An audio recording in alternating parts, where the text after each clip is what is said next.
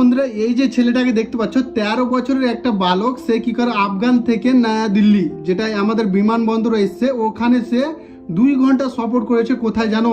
তোমরা জেনে অবাক হবা। বেঁচে আছে এটার জন্য খুব বড় ধন্যবাদ। তো আমি যেটা বলছি, সে এসেছে 2 ঘন্টার এই সফর তোমার ল্যান্ডিং গিয়ারে, যেটা চাকা থাকে ওইখানে, একটা কম্পার্টমেন্ট থাকে ওইখানে। সে ওইখানে হয়তো কতটা আমাদের মাউন্ট এভারেস্ট আছে তার থেকে 10-20 কিলোমিটার উপর দিয়ে মানে এসেছে। মানে সেখানে -50 হতে পারে, সেখানে অক্সিজেনের সাপ্লাই কম হতে পারে, কিন্তু সে বেঁচে চলে এসছে এখানে নয়াদিল্লিতে আসার পর যখন জাহাজ ল্যান্ড করেছে, তারপরে সে পাবলিক যাওয়ার পর সে আশেপাশে ঘুরছে।